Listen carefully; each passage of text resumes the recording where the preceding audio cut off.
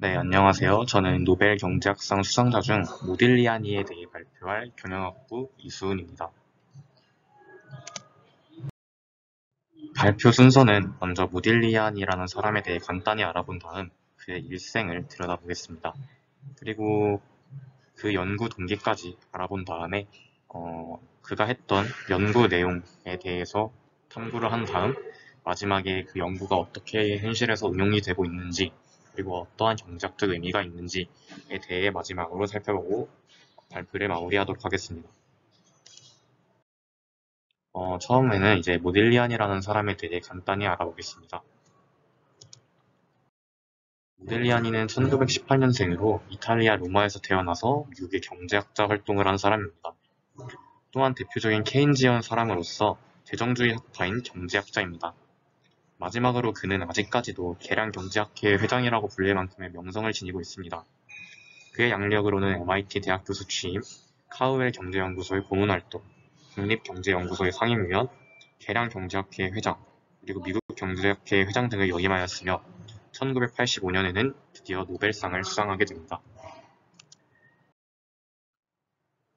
그 다음 그가 살았던 시대적 배경을 보겠습니다. 시대적 배경이라 하면은 그 연구 동기와도 살짝 겹칠 수 있기 때문에 둘이 같이 설명을 하도록 하겠습니다. 이 시대의 경제는 대표적으로 케인즈와 프리드먼의 두 경제학자의 학파로 나뉘어졌습니다. 케인즈는 수정 자본주의의 대표주자로 기존의 자본주의의 정부의 개입이 필요하다는 개입주의를 내세웠습니다. 하지만 이 수정 자본주의를 반대하는 자유주의 경제학자들이 나타나는데 이 사람들을 자유주의 학자들이라고 부릅니다.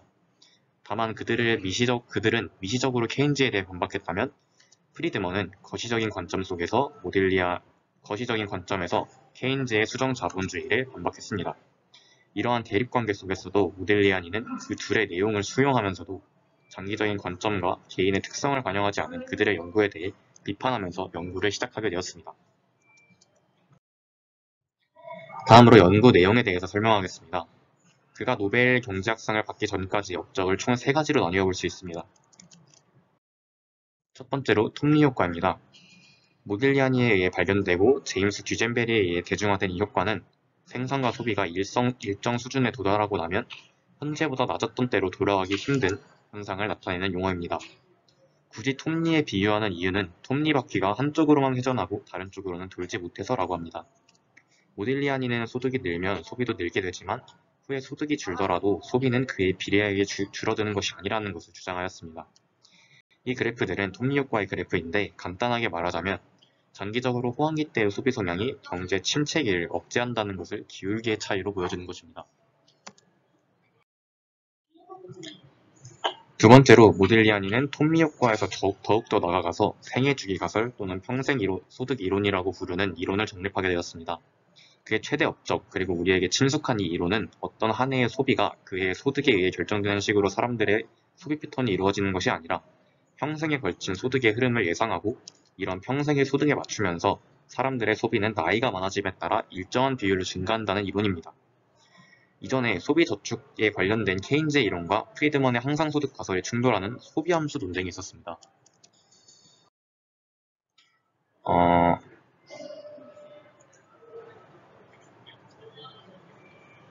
소비함수 논쟁이 있었습니다. 케인즈는 절대소득 가설을 들어 가처분 소득이 소비 수준을 결정하는 데 큰 역할을 했다고 하면 프리드먼은 소득을 향상소득과 변동소득으로 나누었고 이러한 실질소득 가운데 향상소득의 비율이 클수록 소비 성향이 더 높고 변동소득의 비중이 클수록 저축 성향이 높아진다고 설명하였습니다.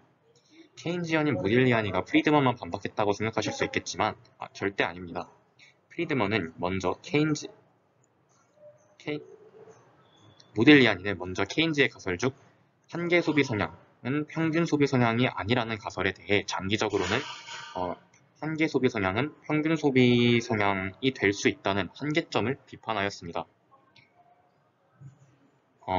프리드먼의 항상소득 이론이 개인의 저축과 합리적 소비를 모형으로 한다는 점에서 자신의 이론과는 다르다고 하면서도 저축과 일시적인 수입에 대해 다룬다는 점에서는 근본적으로 같다고 하여 프리드먼에 대해서도 비판과 옹호를 같이 하였습니다.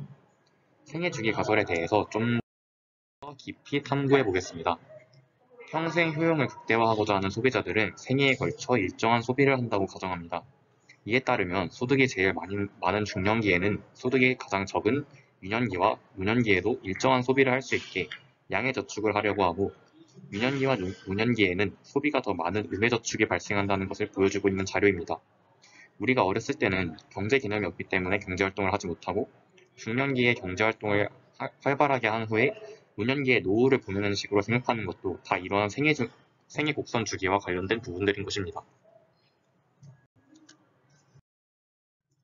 어, 마지막으로 모딜리아니 밀러 정리가 있습니다. 말 그대로 모딜리아니와 밀러가 착안한 이론으로서 부채의 규모와 구조가 회사의 시장 가치에 미치는 영향을 분석한 방식입니다. 이 이론은 한 기업의 시장 가치는 기업의 부채 비율과 무관하며 그 기업의 예상 투자 수익률에 따라 결정되는 것이라고 주장합니다. 이론이라고도 불리는 이 정리는 그 내용보다 까다로운 가정으로 유명합니다. 먼저 기업 경영자는 항상 기업의 시장 가치를 높이는 것을 목표로 하며, 기업이나 개인의 파산 가능성은 없으며, 자본시장은 완전 경쟁 시장이며, 부의 증가에 대해 세제상 차이는 없다는 것을 전제로 하고 있습니다. 마지막으로 모딜리아니의 이론이 현대사회에서 어떤 의미가 있는지 살펴보겠습니다. 먼저 톱니효과는 무한 경쟁 시장인 우리 사회에서 확인할 수 있습니다. 각 기업들은 경쟁 사회에서 살아남기 위해 신제품에 대해 새로운 기능을 추가하고 있습니다. 이를 점진적 추가 기능 경쟁이라고 하는데, 이에 맞춰서 생산과 소비가 변화를 하게 됩니다. 하지만 우리 사회는 퇴보를 절대 바라지 않기 때문에, 왜냐하면 그것이 시장 경쟁력을 이어가는 방법이기 때문에 그렇게 다시 돌아갈 수 없는 톱니효과가 발생하는 것입니다. 대표적인 예로 우리 코로나로 인해 정부의 재정 지출이 증가함에 따라 코로나가 끝난 이후에도 그만두어야 하지만 그것이 힘들다는 기획재정부의 발표 등을 예로 들 수 있습니다. 다음으로 생애주기 가설은 정말 현실적인 가설이라는 데 의의가 있습니다. 자산이라는 변수까지 고려했으며 경제 전반적인 것이 아닌 각 개인의 생애주기를 파악하고 이를 통계적으로 구체화시켜서 거시성을 만들었다는 것에서 더욱 현실성 있는 이론이라고 볼 수 있습니다. 대표적인 예로 정책적으로 장기적인 조세 감면 정책이 가장 효과적인 방법이라고 판단할 수 있게 만드는 그러한 생애주기 가설을 볼 수 있습니다. 모딜리안이 이러한 연구들은 경제학적으로 어떤 의미가 있을까요? 바로 장기적이고 개별적인 것에 의의가 있다는 것입니다. 과거에는 거시적이든 미시적이든 개인의 특성을 반영한 연구는 없었고, 더군다나 케인즈만 봐도 장기적인 관점에서 접근하지 않는 모습을 보여줬습니다. 이러한 부분을 볼 때 모딜리아니의 연구는 비교적 개인과 장기적인 부분을 전부 포함한 현대적인 연구라고 볼 수 있겠습니다. 이상입니다. 감사합니다.